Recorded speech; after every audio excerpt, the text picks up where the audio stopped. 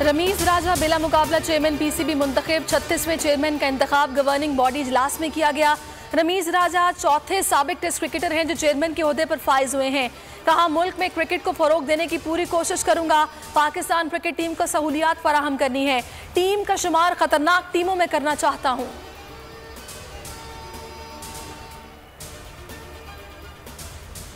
हुक्मरान मीडिया की तनकीद से घबराने की बजाय इस्लाह करें। मीडिया पर हमला करके आवाज़ दबाने की कोशिश की जा रही है।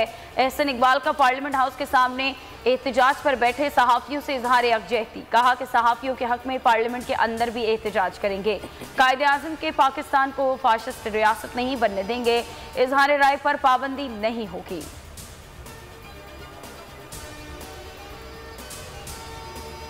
वफाकी हुकूमत की जानिब से कराची में तरक्याती कामों पर एतराज़ नहीं, लेकिन बिना बताए काम किया जाएगा तो नुकसान होगा। सईद गनी ने न्यूज़ कॉन्फ्रेंस में कहा, कराची के तरक्याती कामों के नाम पर करप्शन हो रही है। वज़ीर आला सिंध को तरक्याती काम नहीं, उनके तरीक़ाकार पर इख्तलाफ है।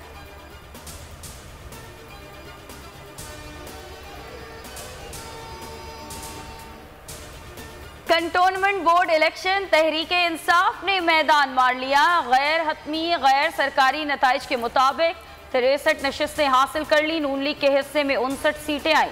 आज़ाद उम्मीदवारों ने 52 नशिस्तें जीती।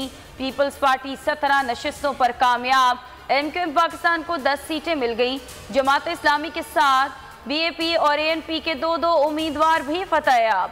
पंजाब में नून लीग की 51 नशिस्तें, सिंध में पीपल्स पार्टी और पीटीआई की 14-14 सीटें।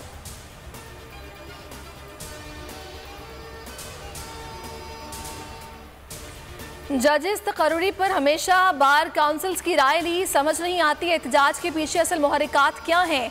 चीफ जस्टिस सुप्रीम कोर्ट गुलजार अहमद का फुल कोर्ट सेशन में खिताब।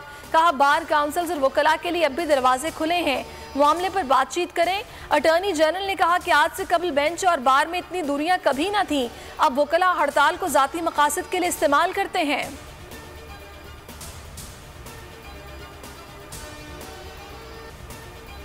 कोरोना की हलाकत खेजी जारी, मजीद 67 जनाजे उठ गए। मजमूई अमवात 26,778 हो गई।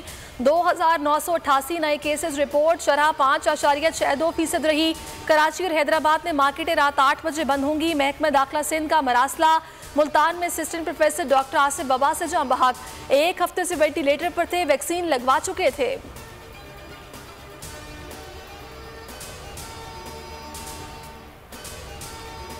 कराची में कल से 17 सितंबर तक सख्त गर्मी की पेशगोई। समंदरी हवाएं मुअत्तल रहेंगी। महकमा मौसमियात का कहना है राजस्थान और खलीज बंगाल से हवा का कम दबाव मौजूद है। सिस्टम की समत का तयन कल होगा।